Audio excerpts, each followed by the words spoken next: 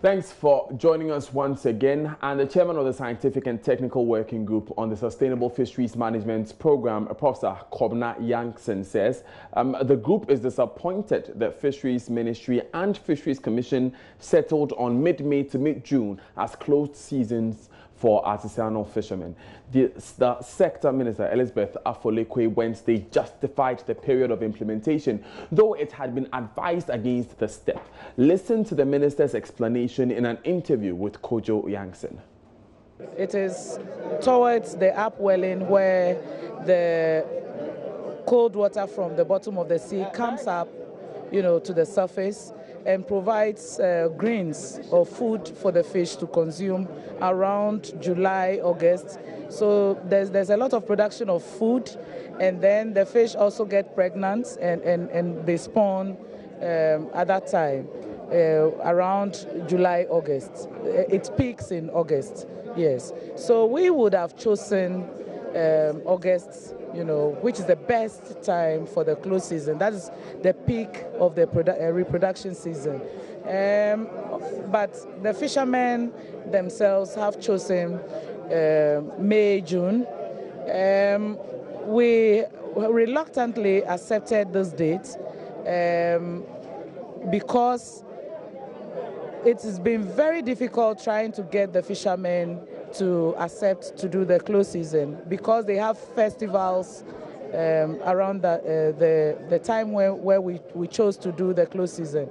So because of their festivals, for the start, they have accepted to do it within a minimal production period, a fish production period. We expect that gradually, when they see the benefits will not be seen largely within a month of close season. But as we do it continuously over the years, as we institutionalize the close season and do it yearly, we'll see improvements in the build-up of the stocks. So this is just the beginning, and we expect that in the coming years, the fishermen again would say that, oh yes, we have seen some improvement in the stocks, and so we would like to shift it closer to the peak production period. We accepted the May 15th to June 15th by the inshore and artisanal fishers, also because the industrial trawlers have agreed that they want to do it in the peak production period, and they exploit heavier the resource. Their levels of exploitation are higher, much higher than the canoe fisher. But speaking on Joy News Prime in reaction to the minister's announcement, Professor Yankson, who is head of the technical team advising government on sustainable fisheries management, said the ultimate goal of shoring up the depleted fish stock will not be achieved with the current plan. The May-June closure, I feel, may not produce any significant effect on our fisheries. Our projection indicates that if by 2020 we have not put in place the right measures, the small pelagic stocks are going to collapse. We thought that if the closure is going to come on this year, it was going to be in August. But all of a sudden, we heard that they were going to close it in May, June. And, the Scientific and Technical Working Group, we met in Accra on 13th and 14th of March this year. And at that meeting, we invited the president of the NAFAD, the National Fisheries Association of Ghana. They were the ones who instigated the meeting in Tama that decided on the May-June closure. We invited him, we invited other stakeholders, and we made the presentation again to them. After the presentation, the NAFAC chairman said that if we had shown them those slides at the Tama meeting, they wouldn't have decided on May-June. They would have gone for the August. The point is that if you close the trawlers in August, what are the implications? The trawlers are registered to fish offshore in deep waters. and target demersal fish. The close season is not targeted at demersal fish. It is targeted at the small pelagic, which constitute close to 70% of our marine fisheries resource. And so if you close the trawlers who are not supposed to catch the small pelagic in August, you are not helping anybody.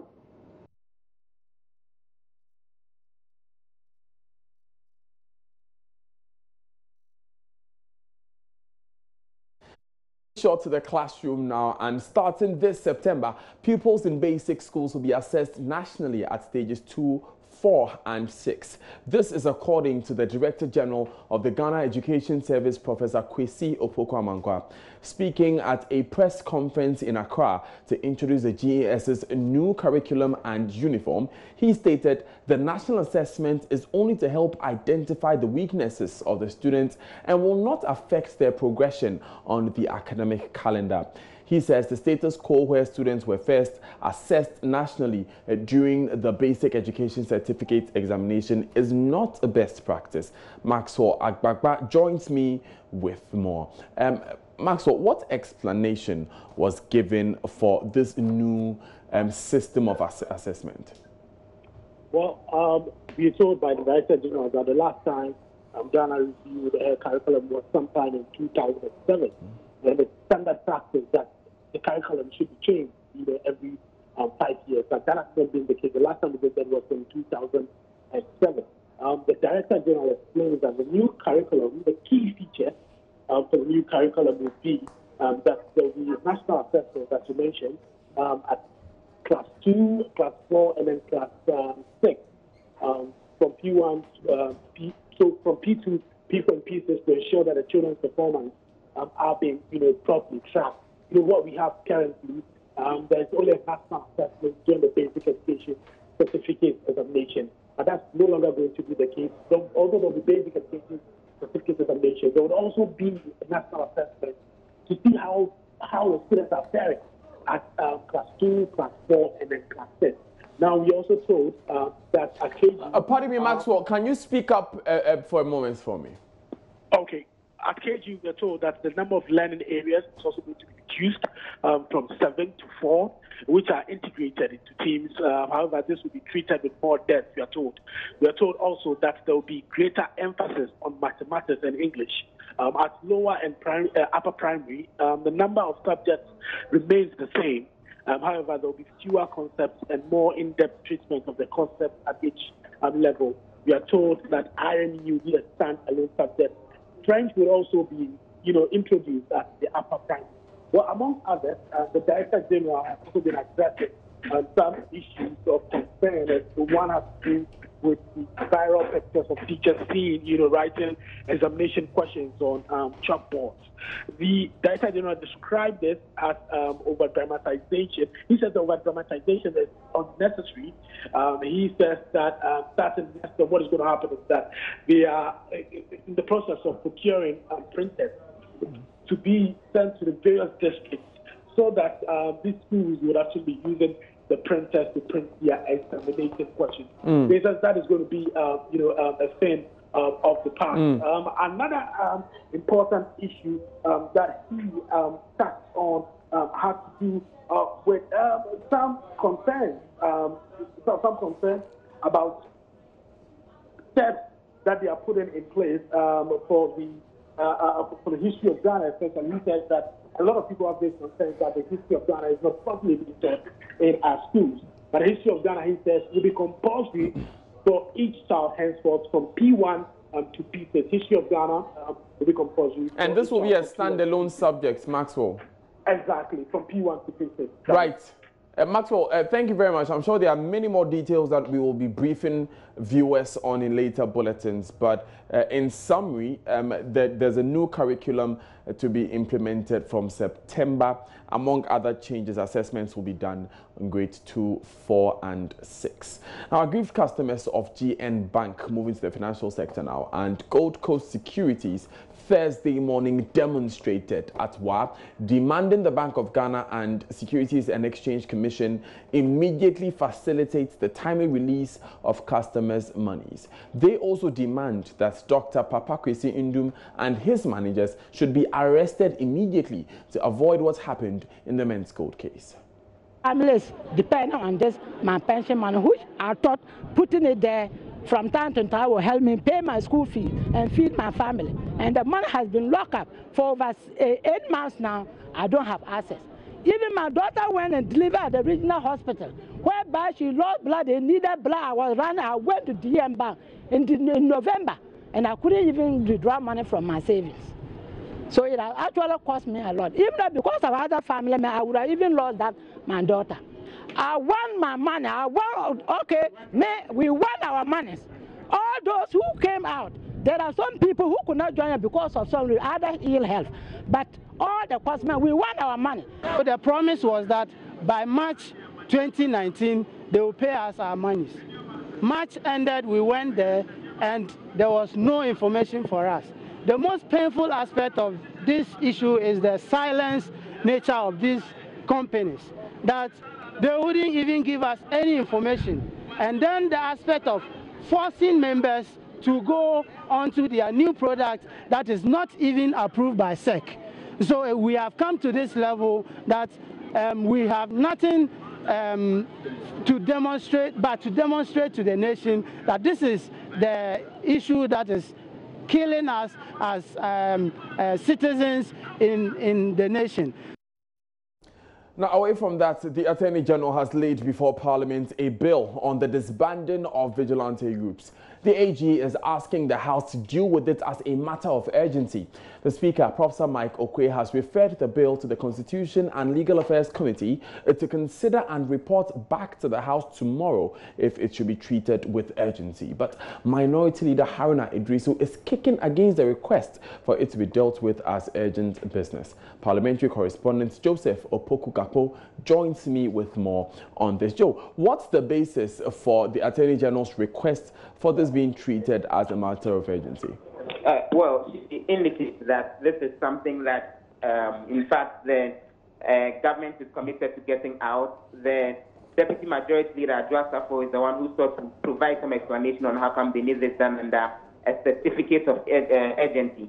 And she made reference to the President's assurance before Parliament a few weeks ago that they would want to get such a legislation out as soon as possible, and then went on to make the point that that's why they would want to push it through a certificate of urgency. As I speak to you, members on the Constitution and Legal Affairs Committee of Parliament have left the chamber headed for a meeting to do that determination, because the Speaker gave that directive that they should determine whether it's actually urgent business that should be dealt with before the House eventually goes on break, particularly tomorrow. Let me get a quick reaction. Mahama Yaraga is the MP for Boku. He is a member of the Constitution and Legal Affairs Committee of Parliament. So you raised some concerns about the plan to push it through as urgent business. Why are you objecting to that? Well, I think we've all quite erroneously labeled something as political vigilantism, and we have gotten to a stage where we are rushing to criminalize it with very heavy punitive sanctions to accompany such conduct without sitting down to break or deconstruct what it is, to understand what it is. And what the committee is saying that, look, to really deal with this, we need to work together to understand what it is, and then to be able to pass a legislation. And if you are pushing us to do this within a day, 24 hours, in fact, not 24 hours, because I'm going to sit here for the next, let's say, 5-6 hours. And so within 5-6 hours, we must pass this. That is not right. We are dealing with an issue about freedom of speech. We are dealing with an issue of freedom of assembly. We are dealing with the right of political parties to exist and to function. One of the things that the legislation is seeking to outlaw is anything that looks like providing protocol services at the gathering of a political party. So that then it's left solely to the police? So that, they say? Precisely. Now, assuming that we have the heated season of political campaigns, when you have 275 constituencies, and in the 275 constituencies, you have averagely 3 or 4 functional political parties, each with a candidate, with a few independents. And on a given day, all these candidates sometimes organizing political gatherings. Sometimes I remember in my constituency, sometimes I could do 10 gatherings in a day at 10 different locations. And my colleagues are doing the same.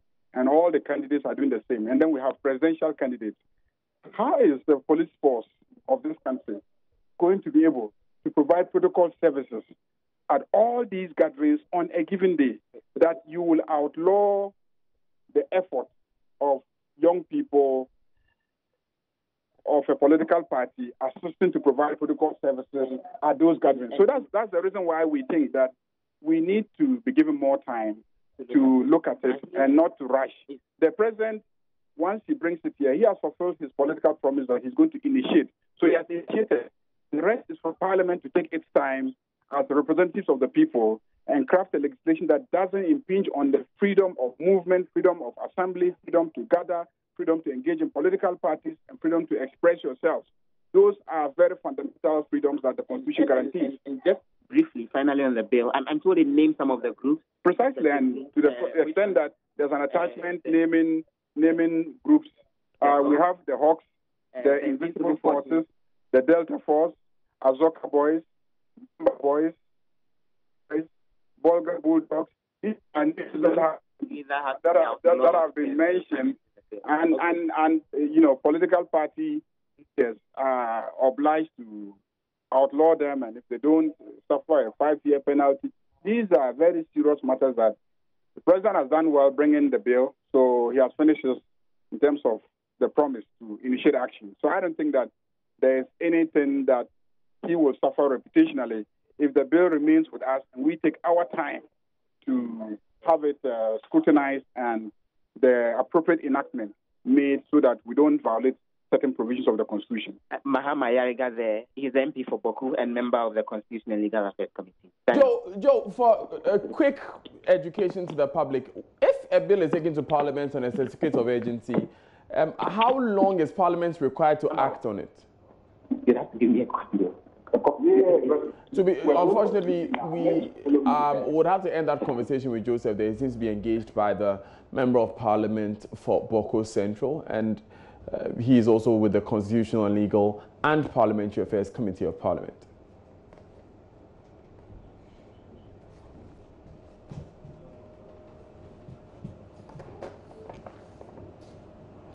Let's leave the capital and take you to the Western North region. And President Akufo-Addo has begun a 2-day working visit to the newly created region. As part of his visit, the president is inspecting the 2.9 million cedi lecture halls and offices project for the Bibiani Health College, as well as hectares of farms under the National Cocoa Rehabilitation Program being undertaken by the Cocoa Health and Extension Division of Cocoa Board at Sehubekwai in the region. The Health College project, funded by the Ghana National Petroleum Corporation GNPC Foundation, is expected to be completed in 2020 and help increase enrollment of interested individuals and young persons into the healthcare profession. And the president said under the Sino-Hydro project, some of the road networks within the region would be fixed, including the Sehurioso, Akontombra, Enchi and Elubo roads. The president called for a peaceful coexistence between the Western North and Western regions to engender massive development within the two regions.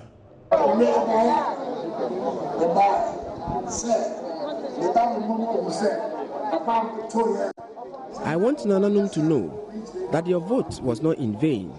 Government is very much committed to the cause of developing the region.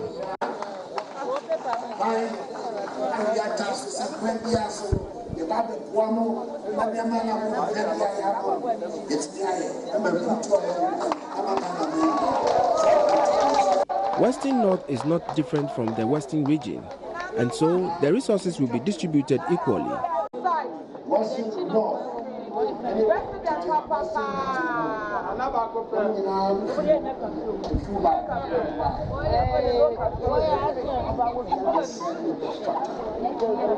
There is no need for any internal wranglings or conflict, so all must ensure peaceful coexistence. We are all part of one united Ghana. Hene Osehioso Traditional Council Katachie Kwesi Ebumangama II was grateful to the president for the creation of the region and encouraged his subjects to continue to have faith in government as he provides all needed facilities befitting a new region. Nana, region I am urging all of us not to give Nana any pressure, since this is a new region. We have to give him the time to put all the necessary things in place.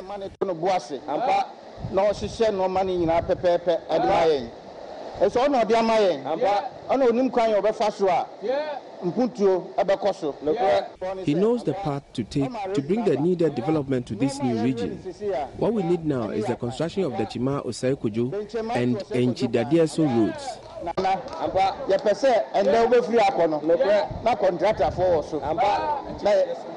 We believe all these roads will be constructed for us.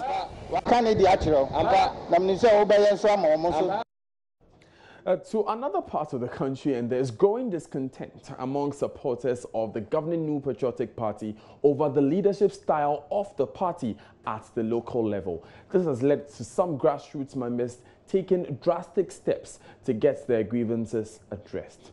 The latest incident involved the chasing away of the Metropolitan Chief Executive of Tamale, Idrisu Musa Superior, by a group known as polling station executives and electoral area coordinators in the Tamale Central constituency.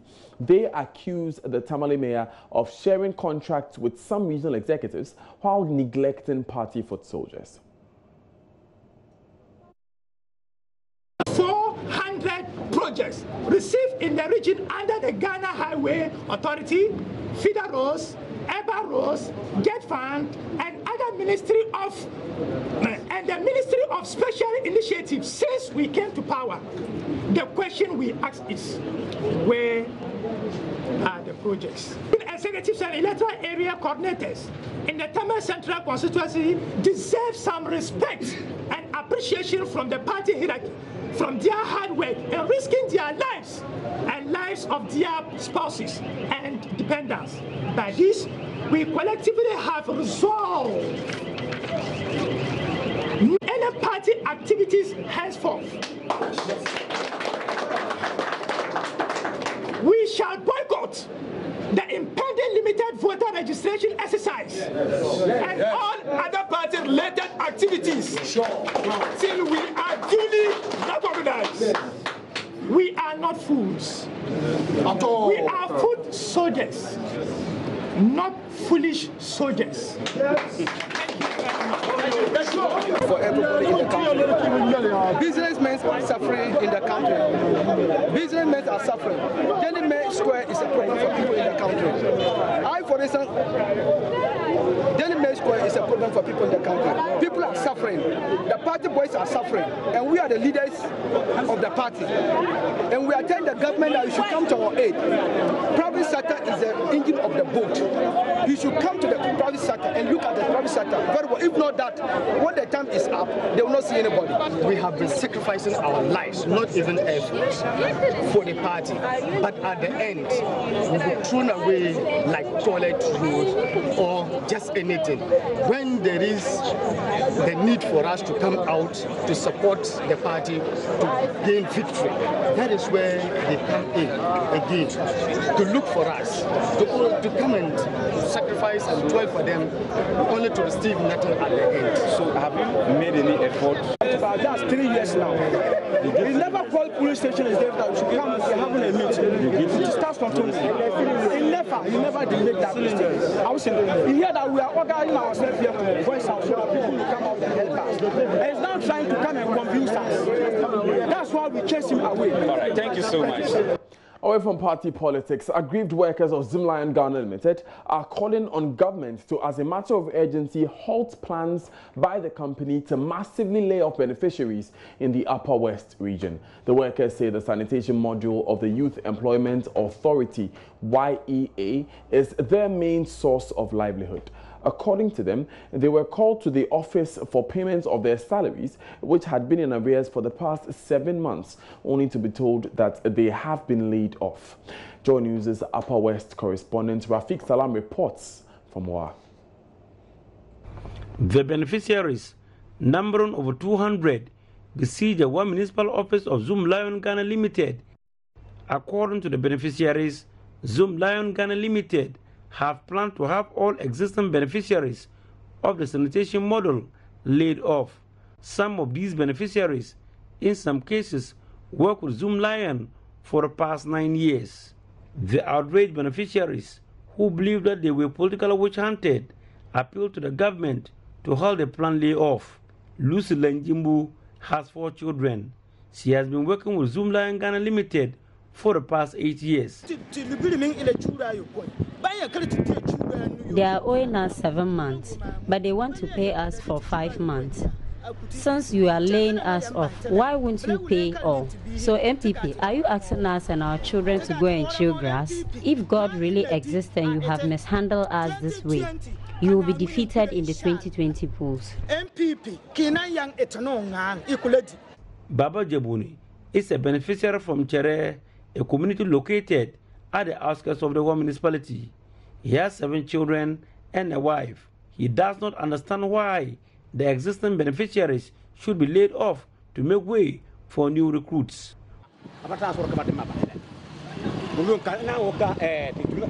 They have no right to sack me. I have worked for them for 10 years. Have I told them that I cannot work again? You cannot sack me without paying my salary arrears. Officials at the Upper West office of Zoomlion Ghana Limited refused to speak to the news team on the issue, but rather parried the responsibility to the Upper West Regional Director of the Youth Employment Agency, Alhassan Yusuf. Mr. Alhassan, in his response, denied the assertion that they were laying all employees and replacing them with party cronies. The recruitment process is still ongoing. We are getting up to the original 45,000 that existed before. And as I speak now, I think we have been able to get about 25,000, and the process is still ongoing. So my appeal is that those who have not received messages yet should at least be patient. Gradually, a number of them will still receive messages to do this work. So for me, I think it's nothing bad, but just that the registration process will not be able to absorb everybody too. But we hope that as time goes on, we'll find a way of intervening in all these fields to ensure that we bring everybody on board to be able to work. Reporting for Joy News, Rafiq Salam. Wow. So live on Joy News today with me, Daniel Dazen. Our government will be building a new Islamic senior high school at Larabanga, a Muslim-dominated community and suburb of the West Gonja district of the Savannah region. According to the Deputy Chief of Staff, the Ekufado government is committed to boosting Ghana's human resource base through quality education for Ghanaians. He was addressing old students of the school during a homecoming ceremony by old students of Damongo Senior High School at Damongo in the Savannah region, from where Isaac Nonja reports. According to Stanway Jenapot, the Akufo-Addo government is committed to boosting Ghana's human resource base through quality education for all Ghanaians. He was addressing old students of the school during a homecoming ceremony by old students of Damongo Senior High School at Damongo in the Savannah region. Further, government is at an advanced stage of commencing the construction of an Islamic secondary school in Larabanga in the West Gonja district.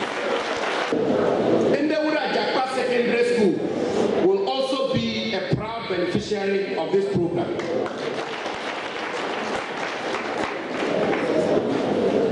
Headmaster, students past and present, from the foregoing headmaster, you will attest to the fact that your government is tackling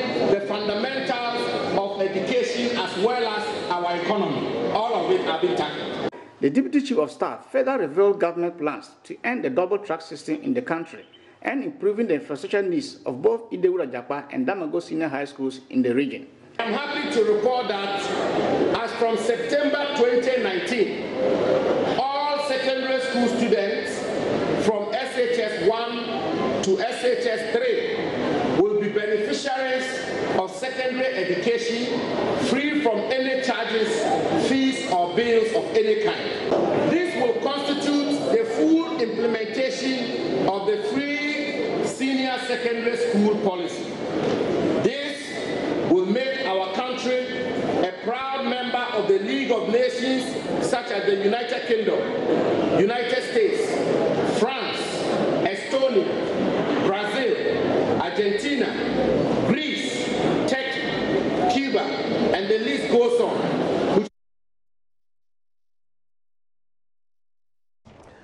Now, before we take business, leader of the All People's Congress, APC, Hassan Ayariga, has criticized government for the country's current economic challenges. Addressing the media in Accra, Mr. Ayariga said some quick fixes being introduced by the Akufo-Addo administration, such as the review of import duties or benchmark values on imports, are not sustainable.